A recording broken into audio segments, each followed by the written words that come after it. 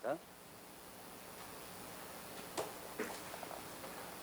화 있을진저 이 사람들이여 가인의 길에 행하였으며 삭슬 위하여 발람의 어그러진 길로 몰려갔으며 고라의 폐역을 따라 멸망을 받았도다.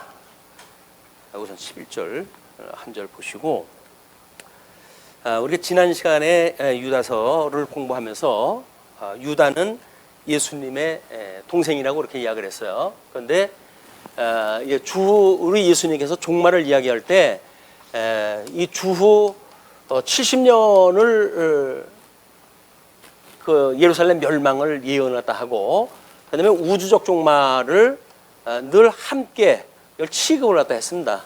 그래서 예수님이 심판을 갖다 이야기할 때 예루살렘의 주 70년 멸망과 그리고 우주적 종말을 동시에 취급을 하셨다는 이야기는 성경 계시의 제자들이 대부분 이제 이 예루살렘 멸망 이전에 순교를 당하거나 뭐 이렇게 되어졌습니다. 그래서 유다도 마찬가지로 70년 이전에 지금 유다서가 기록이 되어졌다고 보통 성경학자들은 이야기를 하고 있습니다.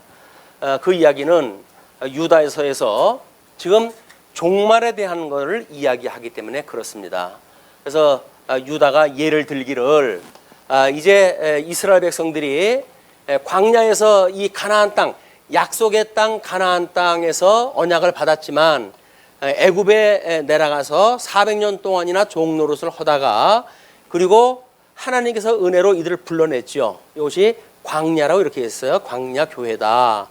이 광야 교회는 우리 예수님이 이 땅에 오셔가지고 몸된 교회의 기초가 되어지시고 세우신 교회에 대한 모형적인 섭리라고 그렇게 이야기를 했어요. 그런데 이 애굽에서 출애굽이 되어졌지만 하나님 앞에 불순종을 함으로 인해서 결국은 약속의 땅에 들어가지 못한 자들에 대한 예를 가지고 설명을 하고 있습니다.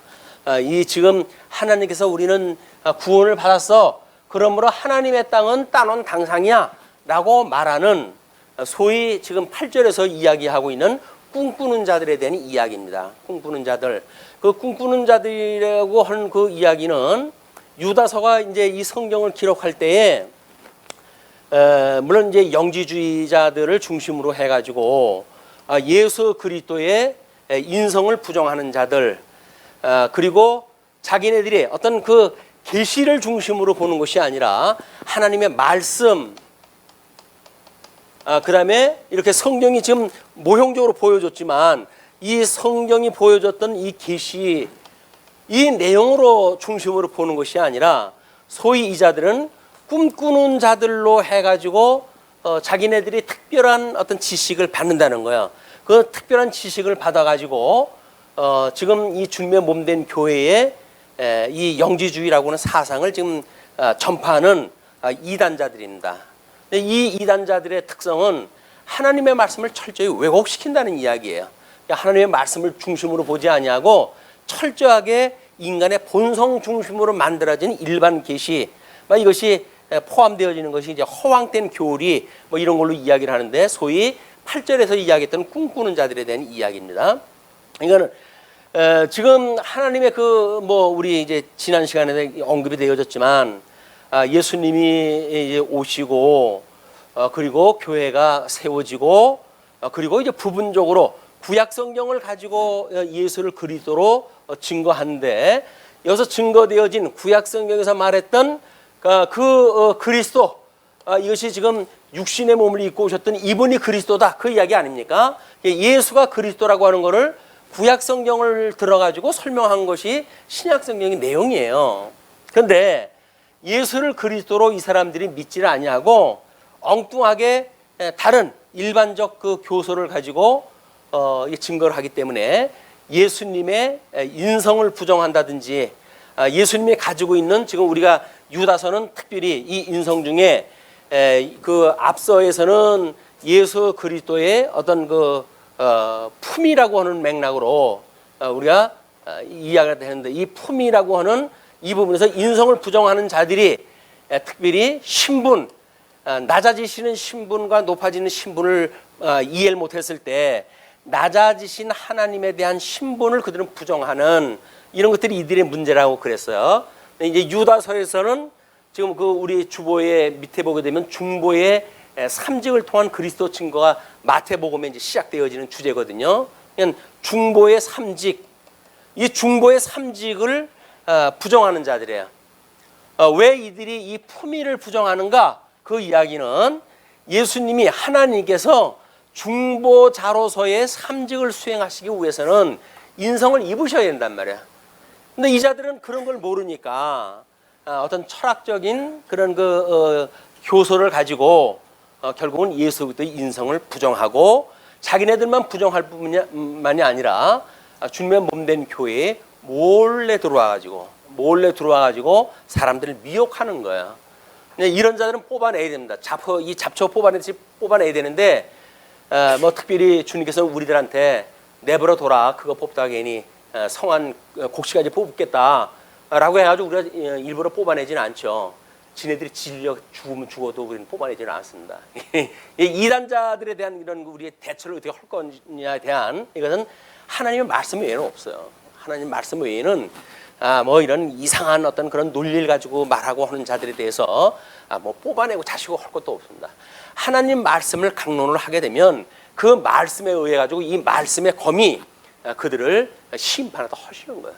그냥 그분 우리 주님 심판주이신 주님한테 맡기고 오직 말씀만 잘 풀어가지고 공부를 하게 되면 우리들에게는 생명의 양식이 되어져서 우리 이렇게 하나님의 약속하셨던 가나안 땅을 들어가지 못하고 이렇게 죽는 이런 그 비극의 역사가 아니라 우리는 주님이 오라고 하시는 그 천국에까지 우리가 기쁜 모습으로 가는 걸 우리가 소망을 갖고 유다서의 남은 부분을 우리가 공부를 할 겁니다. 그러니까 화 있을진저 이 사람들이여 라고 하는 그 이야기는 8절에서 이야기하는 꿈꾸는 이 사람들에 대한 이야기예요. 그 꿈꾸는 이 사람들이라고 하는 것은 성경 계시를 무시하고 본능적인 걸 가지고 이제 어떤 그 교리를 만들어내는 자, 허망스럽게 짝이 없는 자들에 대한 이야기입니다. 그런데 이들이 가인의 길에 행하였고, 이 셋이 나와요. 가인의 길. 그 다음에 그 또 하나는 그 삭슬 위하여 발람의 어그러진 길. 발람의 길이에요. 발람의 길. 그 다음에 세 번째는 고라의 폐역을 따라, 고라의 길. 우리는 예수님이 이 땅에 오셔가지고 당신이 친히 나는 길이요 진리요 말씀이라고 선언을 갖다 하셨어요. 우리 주님 가시는 길로 따라가면 틀림이 없어요. 주님이 말씀하시는 진리에 거한다면 틀림이 없어요. 주님이 말씀하시는 말씀에 우리가 거한다고 한다면 틀림이 없어요. 그런데 허망스러운 길을 따라가는 것에 대해서 유다가 경계하다 하는데, 가인의 길은 뭡니까? 가인이 아벨의 형제지간인데 하나님께서 아벨의 제사는 받으시고 가인의 제사를 받지 아니함으로 가인이 자기의 동생을 쳐 죽였던 사건이에요. 이거는 철저하게 제사직에 대한 오류가 만들어진 잘못되어진 길입니다. 예수 그리스도 피 흘림의 제사, 그리고 양을 잡아가지고 드리는 그런 그 제사의 길이 아니라 자기가 공물을 들여가지고 하는 그 길을 갔던, 잘못되어져 있던 제사직을 수행했던 자예요. 그렇기 때문에 지금 가인의 길은 제사직을 오인한 적그리스도의 그 길입니다. 발람의 길은 뭐지요? 이스라엘 백성들이 지금 이 광야의 여행이 거의 마치고 지금 이 가나안 땅 들어가기 이제 일보 직전이에요. 일보 직전인데 지금 그 발락이라고 하는 자에 의해 가지고 많은 돈을 받고 저주를 갖다 하라고 요청을 갖다 받게 되어집니다. 그런데 하나님에 의해서 선지자로 쓰임을 받던 자예요. 그런데도 불구하고 많은 재물에 눈이 어두웠어요. 재리의 기운이 막혔어요. 그러니까는 결국 그 이스라엘 백성들한테 저주하려고 할 때마다 하나님께서 그를 막으셔요. 그러니까 저주라도 하지 못하고 끝내 그 사람들에게 이방 여자들과의 어떤 혼음을 조장하는 이런 거짓되어진 길을 가르쳐 줌으로 해가지고 이스라엘 백성들을 시험에 빠지게 했던 자입니다. 이거는 선지직, 하나님의 그런 뜻이 무엇인가를 제대로 가르쳐 줘야 되는데 그러지 아니하고 재물의 길이 막혀가지고 재물의 길을 따랐던 자야. 이것이 발람의 길입니다. 고라의 길은 뭐죠? 고라라고 하는 것은 물론 그 뭐 모세의 그 같은 동족이에요, 같은 지파에. 근데 고라의 특별한 그런 모세의 특별한 은사를 가지고 이스라엘 백성들을 이제 인도를 하고 하는 것이 눈꼴이 씌이기 시작을 했어요. 너만 레위 지파냐? 뭐 이렇게 하면서 그래가지고 결국은 모세의 대형을 갖다 하고 그리고 파당을 짓고 그리고 모세를 거역을 갖다 합니다. 이 왕직에 대한 오해예요. 하나님의 그런 그 주권이 어디에 있는지 모세라고 하는 사람을 하나님께서는 당신의 모든 물론 왕직뿐만이 아니죠. 모세라고 하는 자에게는 제사직도 선지직도 왕직도 다 가지고 있는 그런 절대 주권을 맡겼어요. 사도와 같이 또는 우리 그 사사와 같이 이 모세에게는 모든 신권을 위임했던 그런 그 자거든요. 그런데도 불구하고 그의 주권을 무시했고 자기의 그 주장을 피기 위해 가지고 결국은 전체를 무너뜨리는 길로 갔던 자입니다.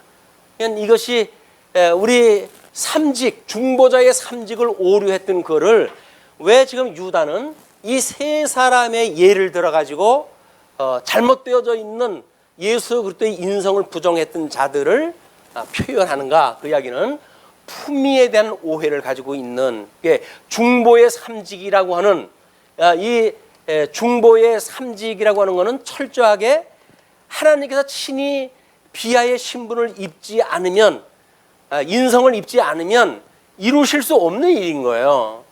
그런데 하나님이 어떻게 그럴 수가 있어? 라고 하는 지 나름대로의 철학을 가지고 예수 그리스도의 인성을 부정하는 데에 빠져버리고 맙니다. 그렇기 때문에 지금 유다서 11절서부터의 모든 내용은 이 삼직에 대한 오류에 대한 그런 그 예들로 설명이 되어질 거예요. 물론 이렇게 성경을 풀어본 사람들은 없어요. 그럼 우리가 이제 통섭적인 그런 입장에서 봤을 때 뭐 그동안은 가인의 길로 해서 개별적으로 설명을 했고 발람의 길로 따로 설명을 했고 고라의 길로 따로 설명을 했어요. 그거 설명 안 한 건 아니에요. 근데 왜 그렇게 설명을 했던 것이 굳이 이렇게 세 개의 예를 들었는가라고 하는 그런 그 어떤 의미가 거기에서는 배제가 되어졌단 말이야. 그러나 우리는 이제 이 중보의 삼직이라고 하는 차원에서 보니까 이거를 놓고 지금 예수 그리스도가 왜 낮아져야 되는지, 하나님이 왜 하나님과 동등됨을 버리시고 인간의 모습을 입고 낮아지셔야 되는지에 대한 인성을 부정하는 오류가 이런 오류로부터 만들어진단 말이야. 그러니까 유다서를 우리가 이제 제대로 이해를 못한다는 이야기는 마태복음을 제대로 이해하지 못한다는 이야기예요. 또 이 삼직에 대한 거는 우리가 어디에서 이걸 확인했다 했습니까? 디모데전서로부터 빌레몬서까지의 교회의 직임자들에 대한 이런 거를 풀어가지고 설명했던 내용들이거든요. 그러니까 교회의 직임에 왜 혼선이 만들어지고 거기에 뭐 예를 들어서 우리가 주님의 몸된 교회에 이건 교사직이라고 이렇게 이야기를 했어요. 이건 우리 집사직이라고 이렇게 이야기를 했어요. 그리고 이거는 장로직이라고 이렇게 이야기를 했습니다. 그러면 교회의 세 직원이 있는데 이 교회 세 직원들이 왜 주님의 몸된 교회에 이런 은사를 따라서 주님께서 주신 직임을 수행하지 못하고 어떤 자가 으뜸이 되고자 하는 자들이 자꾸 만들어져 가지고 주님의 몸된 교회를 혼선을 불러일으키는가라고 하는 그 이야기는 영지주의자들이 인성을 부정을 해서 주님의 몸된 교회를 허무는 거나 예수 그리스도의 삼직을 오해해 가지고 디모데전서로부터 빌레몬서에 이르는 교회의 삼직을 통한 견인의 의미를 모르는 거예요. 그러니까 여기서 서로 자기가 높다고 하는 것이 나오는 거죠. 그래서 회중들의 중심으로 교회가 만들어지기도 하고 뭐 또는 이제 어떤 그 교황 중심으로 해서 교회가 만들어지기도 하고 때로는 장로를 세워가지고 장로직이라고 하는 걸 중심으로 해서 장로교회가 세워지기도 하는 거예요. 이걸 우리가 교회의 정체라고 이야기합니다. 정치 체제가 어떻게 되어져 있는가 그게 문제거든요. 그러니까 교회의 정치 체제라고 하는 거는 그리스도의 삼직을 오해하고는 만들어질 수가 없는 거예요. 여기서 누가 수위에 오를 수가 없는 겁니다. 사사 이후에는 전부 고유한 은사를 가지고 이걸 주님께서 섭리해 가신다고 하는 걸 믿어졌을 때 유기적으로 이거 이루어지는 거란 말이에요. 근데 여기서 뭐 목사가 제일 뭐 우회 노릇이라도 하고 싶어 한다. 그럼 장로님은 내버려 두질 않죠. 장로교회 체제라고 한다면 당의 숫자가 장로님들이 많은데 목사 쳐낼 거 아니겠습니까? 근데 목사를 만약에 이제 뭐 그걸 재걸시키려고 그러면 목사가 사회권을 가지고 있네요. 그럼 이 목사가 이걸 두들기지 않으면 회의가 진행이 안 되는 거예요. 그럼 억지로 쫓아내지도 못해요. 장로님 숫자가 많아도. 왜? 이 의사봉은 누가 가지고 있다? 목사님이 가지고 계신가? 의장이 가지고 있으니까. 그래가지고 목사직을 유지하고 그냥 뭐 얼굴을 붉히고 뭐 당회를 하고 재직회에 의해 가지고 싸움박질이 나고 그러면서 교회의 그 정치를 흔들 그게 무슨 유익이 있습니까? 이게 잘못되어진 거예요. 뭐가 모르는 거예요. 생명이 뭔지, 정치가 뭔지, 정치 체제가 뭔지, 은사가 뭔지, 직임이 뭔지 아무것도 모르는 거예요. 예수를 믿는다고 하는데 아무것도 모르는 거예요. 그러니까 엉뚱한 자들이 들어와가지고 인성 가지고 그냥 휘둘른데도 불구하고 그냥 휘둘리는 거예요. 그냥 성도님들이 성경대로 우리가 이걸 공부를 할 이유가 있는 겁니다. 그래야 잘못되어져 있는 걸 가지고 이야기를 했을 때 부분 논리를 가지고 와서 공격할 거 아닙니까? 그러면 전체적으로 우리가 이걸 유기적인 체제적인 공부가 되어져 있으면 어떤 부분을 가지고 와서 공부를 갖다 한다고 했을 때, 우리를 미혹한다고 했을 때 보면 알잖아요. 이 문제를 건드린다고? 그러면 이 문제는 이 문제고 유관한 건데 이 문제고 어떤 관계가 있는지 보게 되어지면 부분적인 논리를 가지고 교회에 허물고자 하는 자들은 눈에 그냥 팍 띄어요. 전체를 알고 있으면. 그러니까 전체를 알고 있는 사람한테 부분을 알고 있는 사람이 와가지고 큰 소리를 못 칩니다. 우리가 통섭적으로 성경을 이해해야 될 이유예요. 어떤 뭐 성경 몇 구절 가지고 와서 공격을 한다? 그럼 우리 슬며시 웃죠. 예. 체제를 모르고 구조를 모르고 그걸 부분적인 성경 구조를 여기까지 끌어다 대고 저기다 끌어대고 그러니까 자기 논리를 주장하는 자들에 대해서 그는 말 안 해도 그냥 조금만 한 5분만 침묵하고 기다리면 스스로 그 모순에 빠져버려요. 그 사람은. 근데 성급하니까 너보다 내가 잘났어 해가지고 그 사람의 논리를 따라가지고 공부를 하니까 그 사람의 논리에 빠져들어가는 거예요. 그 사람이 잘못되어져 있는 논리를 가지고 공격을 하게 되면 그냥 가만히 5분만 기다려 계셔요. 그냥 뭐 공격할 거 없다니까요. 방어 한 5분만 하게 되면 제풀에 설명하다 지풀에 꺾여버려요. 왜? 자기 논리는 모순이거든요. 이게 조화가 안 되는 거예요. 그런 걸 가지고 그냥 한국 교회를 갖다가 어지럽히고 이렇게 하는 걸 보게 되면 참 걱정입니다. 오늘 아침에 뭐 기독교 어떤 그 모신문에 참다운 종교란 무엇인가 뭐 이런 걸 가지고 뭐 앞으로는 어떤 우리의 그 지정의라고 하는 그 세 가지 요소 중에 의지를 포함하고 의지가 지성과 감성을 포함하고 있는 거기 때문에 그 의지 어떤 행위 이런 것이 없는 종교라고 한다면 그 종교는 거짓 종교로 아마 전락되고 말 거다 이렇게 이야기를 하더라고요. 물론 그 사람은 어떤 그동안 그 종교를 아주 비교 연구했던 분이에요. 그렇기 때문에 그런 논리가 나올 수도 있어요. 근데 우리처럼 하나님의 성령의 열매를 맺게 하시는 그런 열매가 맺는 이런 그 종교가 아닌 의지가 뭐 해가지고 뭐 종교가 아름다운 뭐 사랑을 연출을 해내든지 자비를 연출해내든지 그것이 무슨 종교예요. 종교는 그냥 그거는 인간들이 좋자고 하는 일로 끝나고 맙니다. 우리가 정말 성령의 열매로 하나님의 말씀에 의해 가지고 맺혀지는 그 열매로 인해 가지고 우리가 이 어둠의 시대를 우리가 지나가는 지혜자가 됐으면 좋겠다 싶은 생각이 듭니다. 오늘 마침 교회학교 찬송을 부르는데 집을 나서기 전에 기도했나요? 라고 하는 그런 그 기도 찬송을 갖다 했어요. 그런데 우리 주님은 안식의 주인이라면요 우리의 빛이 되신다고 그렇게 이야기를 하네요. 그리고 깜깜할 때 우리한테 기도를 갖다 하라고 그래요. 주님의 이 길을 우리가 못 찾았을 때 우리는 깜깜하게 되어지는 겁니다. 그때 기도를 갖다 하라는 거예요. 왜? 이 길을 갖다 밝혀주는데 우리한테 길을 갖다 알려주시니까. 근데 우리는 기도가 뭐 그냥 이걸 주세요 저거 주세요라고 하는 이야기지, 주님이 가신 길이 어딥니까? 이걸 찾는 길을 우리가 기도를 안 하잖아요. 하나님의 뜻이 무엇인가를 분별하는데 이유가 없잖아요. 이제는 뭐 기도 안 해도 먹고 살 만큼 됐겠구만. 뭐가 아직도 그래 부족한지 다고다고 하는지. 우리가 기도할 일은 이걸 구하는 거예요. 하나님, 우리 주님 가신 길, 앞서 가신 길, 그 길이 무엇인지, 생명의 길이 무엇인지 이걸 따라가는 길이 우리가 기도를 갖다 하는 내용이지, 겨우 뭐 이것도 주세요 저것도 주세요 해가지고 그냥 다고 하는 거는 이제 너무 많아 치이지 않나요? 너무 많아도 걸리적거려요. 좀 더 덜어내버리고 우리 이 길을 갖다 우리가 기도하는 길이 하나님께서 기뻐하시는 길이다, 기도의 길이다, 이 생각이 듭니다. 자, 그런데 화 있을진저 이 사람들이여 가인의 길에 행하였으며 삭슬 위하여 발람의 어그러진 길로 몰려갔으며, 몰려갔다고 하는 것이 시사하는 바가 크죠. 재물만 흔들어대게 되면 지금처럼 상업주의 시대에 어디에 이 돈이 만들어지는 길이다 그렇게 되면 휩쓸리죠. 몰려가는 거예요. 뿐만 아니라 고라의 폐역을 따라 멸망을 받았도다. 그들은, 앞에 이 세 종류의 사람들은 기탄 없이 너희와 함께 먹으니, 그 사람들은 꺼리낌이 없이 정말 예수 그리스도의 신부된 주님의 몸된 교회 성도들 안에 들어와 가지고 아무 기탄이 없어요.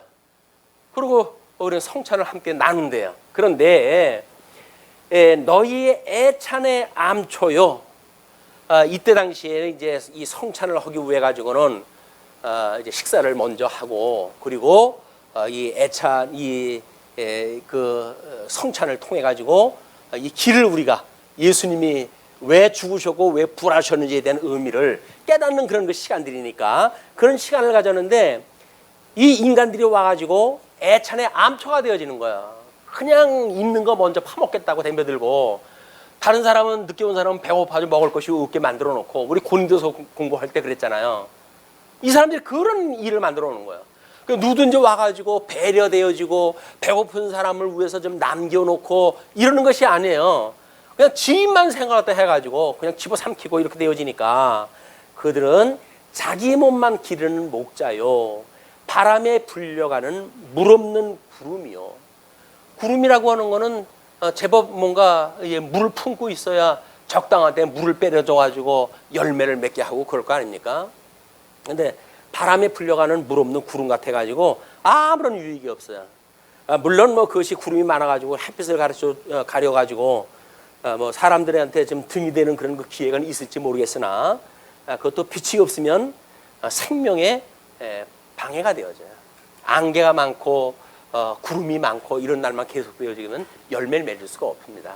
이런 것들이 지금 일어나는 일이에요. 그러니까 광야의 구름 기둥을 우리가 인도했던 그 구름 기둥과 가나안 땅에 들어와서 농사를 지어 먹을 때 그 구름하고는 다른 거예요. 이 구름 기둥이 우리 인도했잖아요. 이 구름 있으면 좋지 뭐 그렇습니까? 라고 이야기를 하는데, 가나안 땅에서 농사를 짓고 살려고 한다면 구름이 그렇게 많이 끼고 그러면 안 좋아요. 늘 태양이 쨍쨍 내리쬐가지고, 지금 뭐 우리 사람들한테는 곤욕이지만 지금 수천억 수조에 대한 곡물에 대한 걸 지금 익혀내는 그런 하나님의 은혜의 역사거든요. 그런데 사람은 자기 배만 위해 가지고 이거 뜨거 신경질나 왜 이렇게 더워, 자기만 생각을 하는 거예요. 하나님은 모든 사람들에게 먹거리를 갖다 준비하고 계시는데, 다른 사람은 우리한테 먹거리를 준비하거나 말거나 나 지금 뜨겁다는 거거든요. 인간은 어쩔 수 없이 이기주의란 말이에요. 뭐 이런 사람들은 뭔 얘기 또 하겠어요. 조금 참아요. 그늘로 돌아가면 이렇게 건조하고 뭐 할 적에 그늘만 들어가면 시원합니다. 습기가 차고 그래야 뭐 이게 뜨겁고 짜증이 나지. 이렇게 뜨거운 날은 그냥 그늘만 들어가면 그래도 시원하고 살만하니까 너무 신노지 내지 마시고 오늘 그래도 아침에 올 때 이건 날 더워가지고 오늘 불쾌지수 높아질지도 모르니까 조심해야 되겠네. 내가 그랬더니 나는 시원하게 잘 자는데 뭔 소리냐고 집사님이 그러더라고요. 네, 이 날 더우면 이거 조심해야 돼. 왜? 자기도 모르게 짜증이 나거든요. 근데 이 말씀 듣고도 짜증내면 난 못 말려요. 이건 하나님께서 말려주시지 않으면 전 못 말려요. 예, 하나님께서 지금 많은 걸 위해 가지고 일을 갖다 해가신다 이렇게 생각다 하시고, 이것이 지금 그 자기 몸만 기르는 목자하고는 다르고 바람에 불려가는 물 없는 구름하고는 다르다는 이야기죠. 죽고 또 죽어. 그러니까 우리는 아담 이후의 모든 인생이 죽은 인생들 아니에요. 근데 이 생명의 길을 놓치게 되면 또 죽는 거예요. 죽고 또 죽어가지고 뿌리까지 뽑힌 열매 없는 가을나무다. 가을나무의 진수는 그래도 열매가 소출이 있어야 그 가을나무의 그 뭐 좋은 그 어떤 결과 아닙니까? 근데 뿌리까지 뽑혀가지고 그냥 죽어버려서 나무가, 이것이 바로 저 꿈꾸는 자들의 모습이다.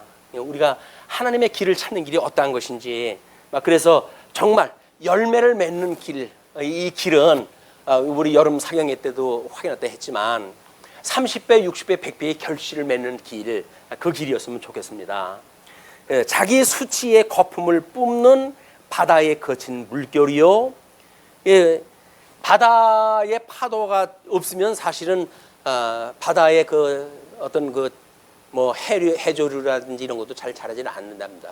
파도도 열심히 쳐고 그래야 되는데, 그래서 물을 뒤집어 놓고, 태풍에 의해서 물을 뒤집어 놓고 이렇게 해야 이제 생명이 다시 그 되는 길이라고 그러는데, 근데 이 수치의 거품을 품는 바다에 거친 물결이라고 하는 거는 파도가 쳐가지고 그런 걸 돕는 일을 갖다 해야 되는데, 형은 그 쓸데없는 더러운 것들만 이 육지로 몰아내는 그런 그 파도 역할을 또 하는 걸로 끝나게 되는 비운의 파도입니다.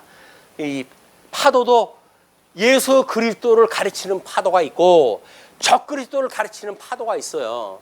그러면 같은 파도를 봐도 생명 되시는 예수 그리스도를 깨닫는 파도가 돼야지, 같은 파도인데 뭐 24시간 열심히 파도를 쳤는데 그냥 바다 가운데 있는 뭐 쓰레기만 끌고 오는 파도라고 한다면 아무런 의미가 없잖아요. 파도처럼 우리들의 그런 심성이나 뭐 이런 거 감정 문제도 끊임없이 요동을 쳐요. 왜? 안식을 놓칠 때마다 끊임없이 파도를 칩니다. 그때마다 우리는 예수 그리스도를 받아보는 파도가 되어져서 그렇게 잔잔하게 되어지고 심령의 안식을 누리게 되어지는 그런 그 기도로 말미암는 그런 그 결과가 돼야 되는데, 근데 뭐 안식의 주인은 온데간데가 없고 기도를 갖다 해가지고 오히려 욕심만 더 커지고 이렇게 되어진다는 건 아무런 의미가 없다. 그리고 영혼이 예비된 캄캄한 흑암으로 돌아갈 유리하는 별들이라. 별들도 이 길이 있잖아요. 우리 뭐 욥기서를 공부할 적에 그러지 않았어요? 24궁에 대한 그런 별들이 계절을 따라서 돌고 전부 하나님께서 그렇게 가게 하신 길이 있어요. 그거는 예수 그리스도 진리를 가르치는 길인 거예요. 그런데 여기서 말하는 흑음으로 돌아갈 유리한 별들은 뭐예요? 길도 없어요. 지가 떨어지고 싶은 대로 그냥 떨어지는 거예요. 그걸 유송이라고 그럽니다. 길이 없어요, 그 길은. 근데 우리는 또 떨어지는 길을, 그 유송을 보고 기도를 갖다 하면 소원을 들어준다나 어쩐다나 다 그냥 못 말려. 인간의 욕심은 못 말려요. 떨어져가는 그 별을 보고도 우리는 소망을 갖다 우리가 구하게 되면 우리한테 소원을 들어준다는 거야. 그런데 그거는 흑암으로 하나님께 집어넣는 중입니다. 그걸 보고 우리도 하나님의 길을 가리지 않으면 우리가 가야 될 멸망의 길이야, 이걸 깨달아야 되는데, 그걸 보고 비나이다 이렇게 말하는 거는 이건 말릴 수 없어요. 인간이, 이 욕심에 가득 찬 인간들은 말릴 수가 없습니다. 우리 예수 그리스도, 부요하신 예수 그리스도 한 분만으로 족함을 알고 있는, 모든 지족의 비결을 알고 있는 성도분들은 그런 걸 보고 소원 밀 필요 없어요. 쟤는 지금 멸망의 길로 떨어지는구나. 그리고 우리가 이걸 예수님을 만나야지 그걸 보고 참 그건 어떠겠어요. 이미 그 별처럼 예비된 자들은 그렇게 준비하고 철저하게 구하고 그러다가 그 길로 함께 떨어질 겁니다. 그러면서 14절, 아담의 7대 손 에녹이 사람들에 대하여 예언하여 이르되, 보라, 주께서 그 수만의 거룩한 자와 함께 임하셨나니 이는 뭇사람을 심판하사 모든 경건하지 않은 자가 경건하지 않게 행한 모든 경건하지 않은 일과 또 경건하지 않은 죄인들이 주를 거슬려 한 모든 완악한 말로 말미암아 그들을 정죄하려 하심이라 하였느니라. 경건이라고 하는 단어가 수없이 나와요. 수없이. 자, 우리 물론 뭐 이것이 지금 에녹서의 외경에서 이제 그 인용을 했다라고 하는 문제 때문에 우리 지난 시간에도 이야기를 했지만 모세의 승천기가 그러면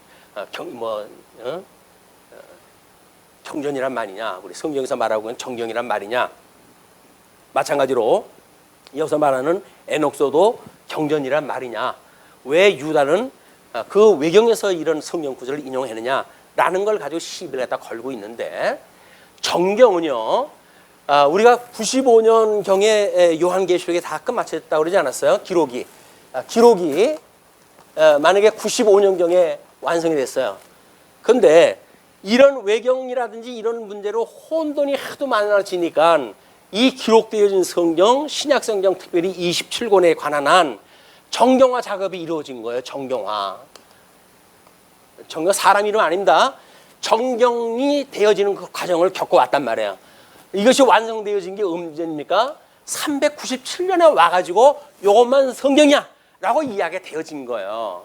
이런 과정도 모르고 성경 구절 90년 뭐 이게 지금 70년 이전에 기록되어졌다고 그러지 않았어요?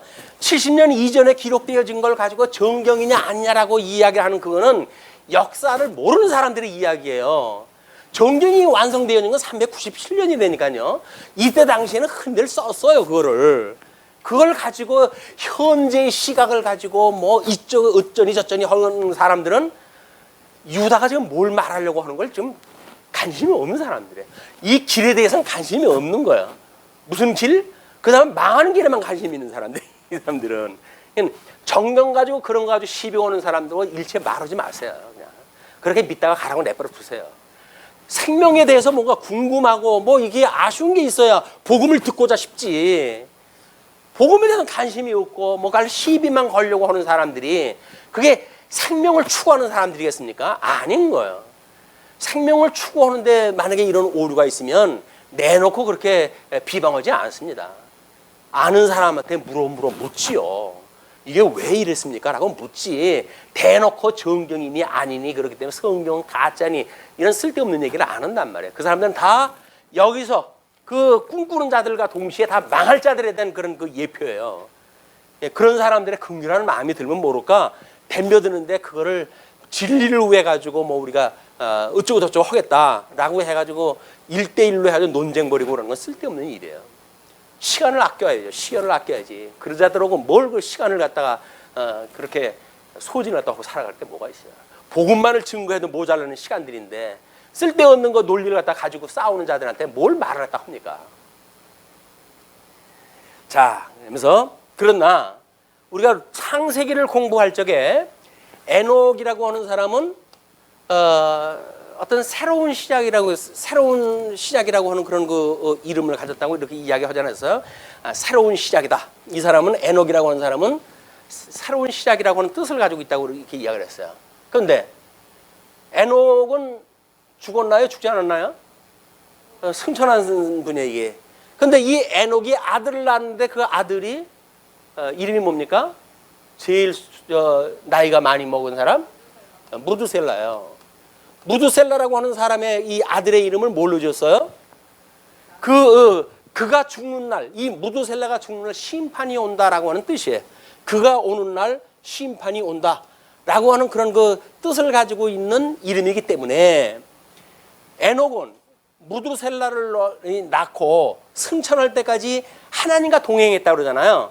하나님과 동행한 길이 뭐예요? 이걸 바라보고 동행한 길이겠죠. 끊임없이 에녹은 무두셀라가 죽음을 심판이 온다고 그러는데 얘가 혹이나 이렇게 될까 저렇게 될까 얼마나 노심초사했겠어요. 왜? 얘가 죽는 날 심판이 오니까. 아빠로서 무두셀라가 죽으면 심판이 온다 그러는데 얘가 죽거나 말거나 아빠로 돌아와 뭐 이렇게 하지는 않았을 거 아니겠어요. 일거수일투족 관심 있게 보고 이렇게 했을 거란 말이에요. 그게 뭐예요? 이 길을 추구했던 길이에요, 이게. 그런데 정말 무두셀라가 죽는 날 뭐가 시작이 됐어요? 노아의 홍수가 시작되어진 거예요. 심판이 시작되어진 거예요. 우리는 창세기 공부할 때 무두셀라를 통해 가지고 이 무두셀라에 의해 가지고 이 마지막 날 물심판이 도래했고, 그리고 거기서 노아의 세 식구만, 이 8식구만 구원받았다고 하는 걸 우리가 공부한 그 내용이 있단 말이에요. 지금 이 내용을 가지고 이것을 설명하면 모를까? 뭐 외경에서 이게 기록되어졌다든지 뭐 이렇게 하는 이런 시비에 걸릴 이야기 가지고는 오히려 더 설득력이 없어요.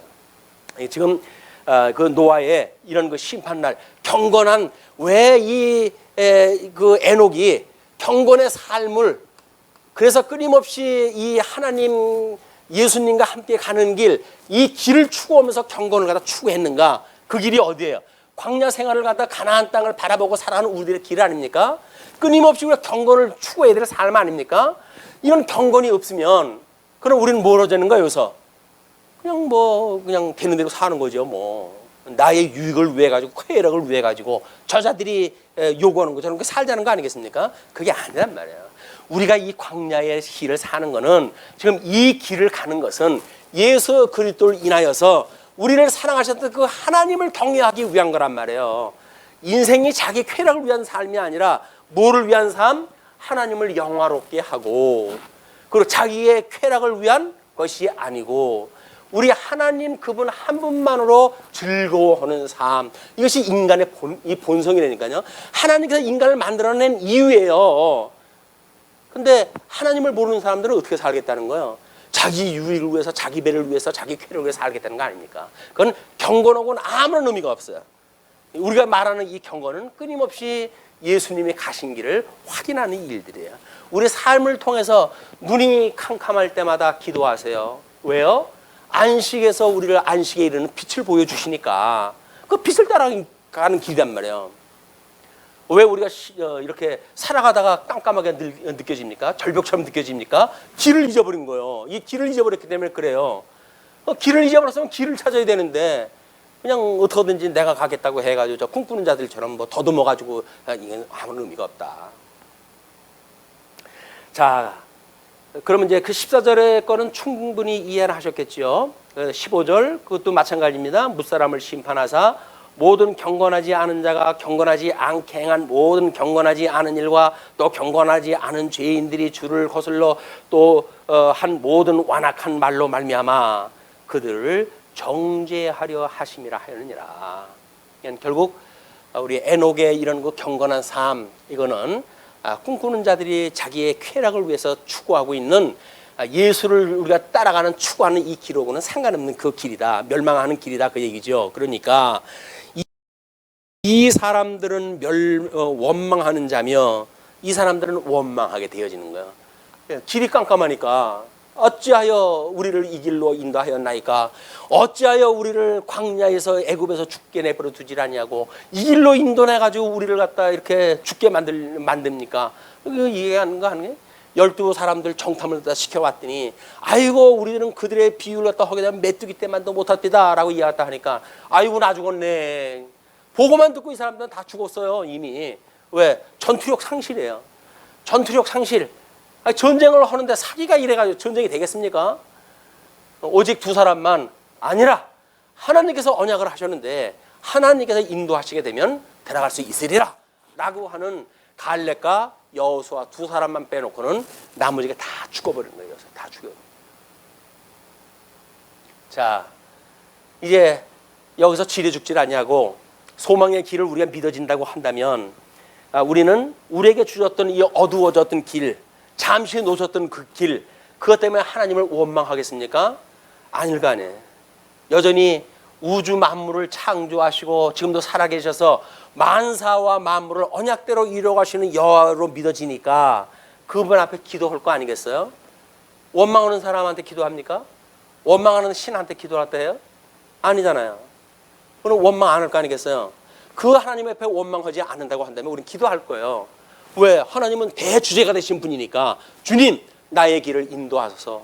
내가 미련해서 아직 주님의 길을 알아볼 수가 없습니다. 내 눈이 어두워서 주님의 길을 찾을 수가 없습니다. 그러니 나에게 지혜와 명철을 주셔서 하나님의 선한 뜻이 무엇인가를 분별하게 하소서라고 하는 그런 우리 소망을 갖게 되어지게 되면 우리는 원망을 할 필요가 없어요. 원망하는 자며 불만을 토로하는 자며 왜 불만이 나옵니까? 자기의 뜻대로 안 되니까 불만이 나오는 거예요. 그런데 하나님의 뜻을 따라서 가게 되어지게 되면 만사를 구비하셨던 그 구비한 길이 보이잖아요. 이게 망할 길인 줄 알았고 이것이 나쁜 길인 줄 알았는데 주님께서 오늘을 위하여 이 길을 이미 준비하셨던 길이네. 30년 전에 이런 그 역사가 오늘을 위해서 하나님께서 예비하셨던 길이네. 그 길의 의미가 발견될 때마다 우리는 얼마나 감사하겠어요. 그렇지 않아요? 그때는 그것 때문에 내가 세상 죽을 맛이 었었는데 오늘 그 길을 갖다 보니까 오늘 내가 나되게 하시기 위한 은혜의 길이었구나 라고 하는 걸 깨닫는 순간 우리는 30년의 모든 오해가 끝나잖아요. 30년 동안 오해했던 하나님의 모든 역사가 그 순간에 말끔히 끝나는 거예요. 주님이 나를 미워해서 그 길로 인도하셨는지를 알았더니 주님께서 나를 끔찍이 사랑하시기 때문에 그 길로 인도하셨군요. 주님 감사합니다. 과거의 역사 해석됐죠? 과거의 역사 해석이 안 되고 오늘을 긍정적으로 사신다고요? 하나님의 선한 뜻이 무엇인지 분별한다고요? 거짓말이에요. 우리는 과거의 역사가 모든 것이 긍정적으로 너무나 깔끔하게 끝났어요. 왜? 오늘이 오늘 되게 하시기 위한 과거의 섭리였기 때문에. 그렇다고 한다면 그 우리를 사랑하시는 하나님께서 오늘 준비하셨던 우리의 길은 이게 나쁜 길일까요? 좋은 길일까요?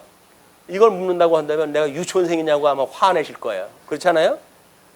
우리는 하나님의 선하신 길이라는 너무 분명한 거니까 주님 내가 잠깐 정신 놓고 이게 나쁜 길인 줄 알았더니 그냥 대충 가는데도 좋은 길이 분명합니다. 이렇게 될 거 아니겠어요? 근데 혼자 생각할 때 그 정도로 머리가 팍팍팍 돌아가면 얼마나 좋겠어요. 혼자 이 생각할 때는 잘 생각이 안 나요. 강론을 들을 적엔 그게 번쩍번쩍 들어오니까 그러니까 이덕성이 또 필요한 거예요. 못난 이덕성이도 굴르는 재주가 있어가지고 하나님 말씀 가르치는 은사가 있으니까 성도님들이 그래도 봐주시는 거죠. 뭐 별품없는 이덕성이 왜 그걸 뭐 도와주시겠어요. 하나님의 선한 뜻이 무엇인가를 혼자 생각할 때 생각이 안 나던 거를 그래서 성경 풀어서 설명할 적에 이렇게 알려주니 감사한 일이 아니겠어요. 피차 좋은 곳으로 함께 하십시다. 자, 이렇게 해서 불만을 토하는 자고 또 뭡니까? 그 정욕대로 행하는 자라. 육신의 정욕, 안목의 정욕, 이생의 자랑, 이것이 금기시했던 그런 그 경건의 길 아닙니까? 근데 인간들이 추구하는 그 길은 그 길이에요. 이게 망하는 자들이 추구하는 길도 그 길이에요. 그렇기 때문에 그들이 정욕대로 행하는 자라. 그 입으로 자랑하는 말을 하며 이생의 자랑을 하며 그 이야기죠. 그러니까 하나님의 계시와는 상관없이 인간들이 만들어 놓은 이단 그 교설에 의해 가지고 그냥 좋으면 좋은 거예요. 뭐 부모님이야 고생을 하든 말든 내만 좋으면 됐지 뭐. 이렇게 사는 철부지의 우리 어린 자식들처럼 그래도 신앙생활을 우리가 수십 년을 해왔고 하나님의 은혜를 그렇게 깨달은데도 불구하고 하나님의 선한 뜻은 차치하고 나만 좋으면 됐지 해가지고 하는 거는 경건의 길이 아니다. 끊임없이 내를 중심으로 보는 것이 아니라 주님의 뜻이 무엇이기 때문에 이것이 좋은 길일 거예요. 아직은 내가 해석이 되지 아니하였다 하였다 할지라도 주님께서 분명히 좋은 길로 인도하실 줄로 믿습니다 라고 하는 것이 믿음이라고 하는 겁니다. 믿음이라고 하는 것이 뭐 안 되는 일을 될 줄로 믿습니다 해가지고 믿음이 아닌 거예요. 주님이 우리를 사랑한다고 하는 게 확실하니까 나를 사랑하신 주님께서 인도하시는 그 길이 나는 몰라도 나를 인도하시는 주님께서 좋은 길로 인도하실 줄로 제가 믿어요 라고 하는 것이 예수님 믿는 거 아닙니까? 말은 예수님을 믿는다고 그러면서 맨날 불만 불평 뭐 예수님도 믿어지지 않고 그럼 뭐 그게 뭐 예수님 믿는 거예요. 예수님 믿는다는 이야기는 철저하게 이분을 의지하는 거예요. 하나님의 아들로 낮아지셨던 그분, 죽었던 우리를 살리셨던 그분, 세상의 모든 수치를 감내하시고 우리를 구원하셨던 주님, 그 주님을 따라가는 길이다.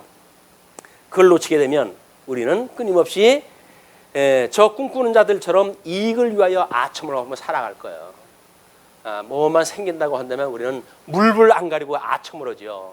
꼬리를 갖다 치고 뭔가 아첨을 하고 그래가지고 거기서 뭐 부스러기도 좀 얻어먹으려고. 그러나 우리 하나님의 밥상에서 떨어지는 부스러기를 얻어먹을 망정 예수님한테 예수님께서 나는 하나님에게 보냄을 받은 자들에게 내가 보냄을 받았지 너희들한테 이방인한테 보냄을 받은 거 아니야. 그 가부가 뭐라 그래요? 그래도 주님께서 주인상에서 떨어지는 부수기를 먹고 산다고 그러지 않았을까? 이방인에 대한 그 구원에 대한 걸 그렇게 이야기를 하지 않았어요? 어떻게 이스라엘 백성들하고는 아무 상관없던 우리들을 주님께서 불러가지고 이 놀라운 길로 인도하셨을까요? 우리가 말씀의 부스러기를 먹고 사는 거예요. 그게 은혜를 갖다 우리가 이렇게 누리고 산 거라고요. 그런데 그 말씀의 부스러기가 얼마나 우리들한테 생명의 길이 되어졌는지를 모르니까 내가 언제까지 부스러기를 먹으란 말입니까? 나한테는 이제 밥상 차려내쇼. 우리 하나님 앞에 밥상 차려내라고 진수 성찬으로 해가지고 어디 12첩상이면 족하시겠습니까? 소용없어요. 우리는 부스러기를 가지고 이방인들이 구원을 얻은 사람들이에요. 구원에 우리가 참여가 되어졌다. 자, 이제 17절로 19절 말세에 기롱하는 자들에 대한 사도들의 예언을 상기시킵니다. 사랑하는 자들아, 너희는 우리 주 예수 그리스도의 사도들이 미리 한 말을 기억하라. 미리 한 말이 있어요. 그 미리 한 말은 18절에 이렇게 소개가 됩니다. 그들이 너희에게 말하기를 마지막 때에 자기의 경건하지 않은 정욕대로 행하며 조롱하는 자들이 있으리라 하였나니 이미 약속되어진 거야. 이거는 구약에서도 약속되어졌고 예수님께도 약속되어졌고 다 약속이 되어졌다. 그러니 이 사람들은 분열을 일으키는 자며 육에 속한 자며 성령이 없는 자니라. 성령이 없는 자들이에요. 성령이 없으니까 예수님이 가르쳐준 길을 모르는 거지요. 그러니까 사랑하는 자들아, 너희는 너희의 지극히 거룩한 믿음 위에 자신을 세우며 성령으로 기도하며 하나님의 사랑 안에서 자신을 지키며 영생에 이르도록 우리 주 예수 그리스도의 긍휼을 기다리라.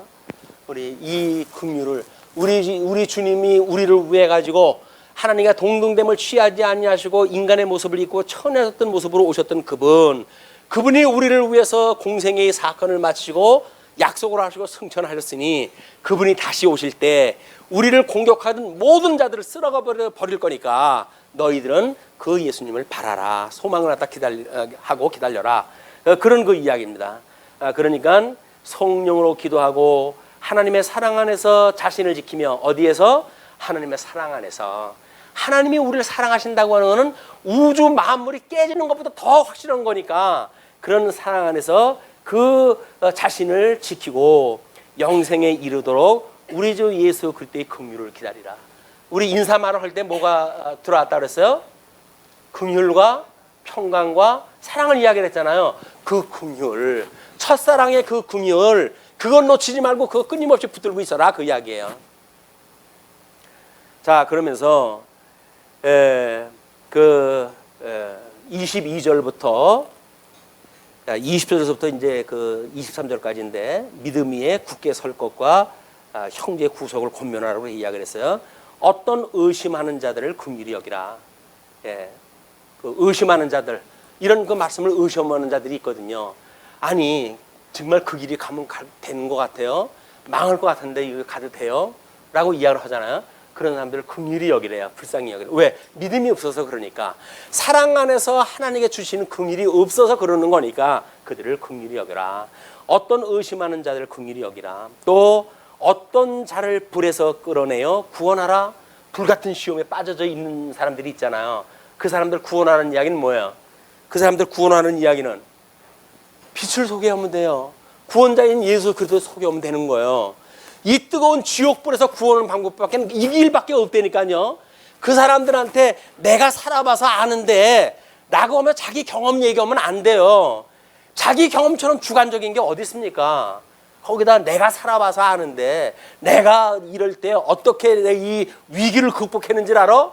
이래가지고 자기를 자랑을 갖다 일삼고 그러는 일은 망하자는 이야기 같이. 예수님을 믿는다는 길은 뭐예요? 예수님이 우리들의 생명의 길이요. 이 길로 따라가면 우리가 살아가는 길입니다. 거기에 진리의 길이고 말씀이 이 길입니다.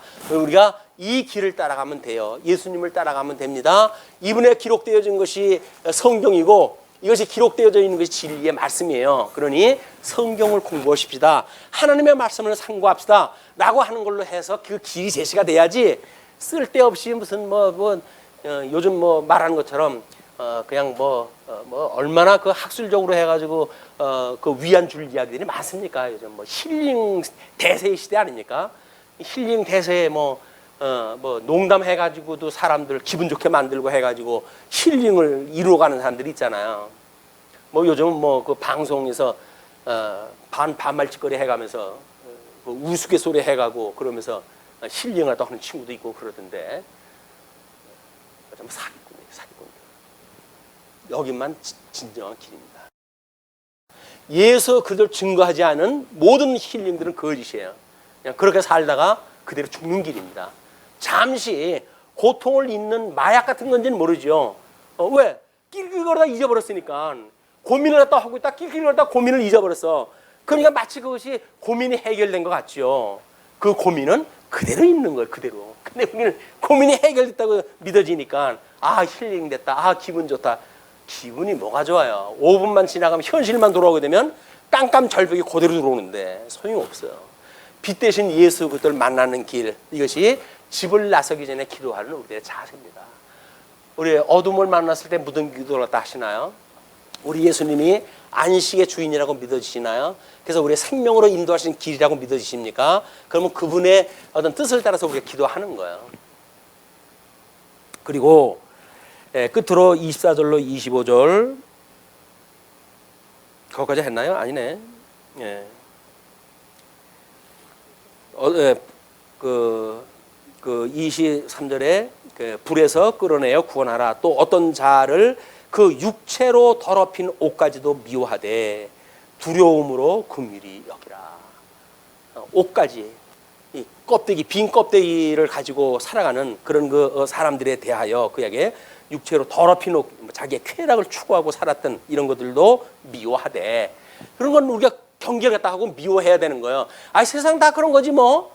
맞아요. 세상 다 그런 거예요. 그러나 경건한 삶을 사는 사람들은 경계하는 길이에요. 그 길이. 그러니 그런 사람들을 너희들이 미워하되 그렇다고 해서 두려움으로 긍휼히 여겨라.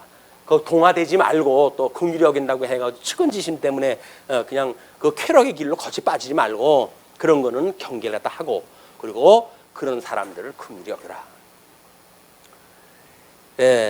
그러면서 이제 그 24절로 25절에 보호하사 흠없이 서게 하실 하나님께 영광을 돌리라고 이야기를 하죠. 능히 너희를 보호하사 거침이 없게 하시고, 거침이 없게 한대요. 거쳐 넘어질까 봐 염려하지 마세요. 하나님께서 거침이 없게 하신대요. 그리고 너희로 그 영광 앞에 흠이 없이 기쁨으로 서게 하시리. 우리 예수님께서는 이미 기쁨으로 서신 걸 다 공생애 때 보여주신 거 아니에요? 그걸 지금 우리 서신서를 통해 따라가는 길이란 말이에요. 이 길이 따라가는 그 길이니까 우리 예수님이 하나님 앞에 기쁨을 다 이루셨던 것처럼 나의 원대로 마옵시고 아버지의 기쁘신 뜻대로 하옵소서 해가지고 아버지의 기쁘신 뜻대로 죽으신 분 아닙니까? 다 이루신 분이란 말이에요. 이분이.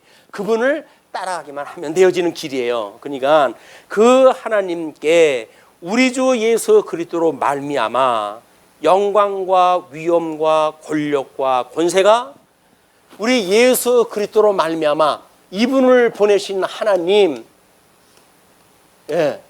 이분을 보내신 하나님, 이분만 가지고 우리 주님만 가지고 다 이루셨다니까요. 근데 예정했을 때 어떻게 한다고요? 우리 예수 그리스도 안에서 우리가 이 선택되지 않았어요. 그럼 우리는 예수 그리스도 안에 선택되어진 자들이 예수님만 아니라 주님의 몸된 교회를 이루고 있는 성도로서 예수님과 예수님의 형상을 닮아가서 온전한 그런 그 모습에 이를 때까지 경건하게 되어지는 그런 걸 통해 가지고 뭘 보여주신다고요? 영광과 위엄과 권력과 권세가 영원전부터 이제와 영원토록 있을지어다. 아멘. 이것이 이루어지는 게 하나님의 뜻이에요. 만약에 이루어지는데 우리가 안 믿어진다고 한다면 뭐예요? 우리는 이 영광에 제외된 자예요. 내가 선택사항이 아닙니다. 이거는 하나님이 예정했다고 한다면 여기에서 마땅히 예수님 안에 우리가 있게 되어지고 예수님 안에 있으므로 하나님이 기뻐하는 길을 갈 수밖에 없고 하나님의 그런 선한 열매를 맺을 수밖에 없고, 그렇기 때문에 예수 그리스도로 말미암아서 우리는 경건한 삶을 살아가게 되어지는 거예요.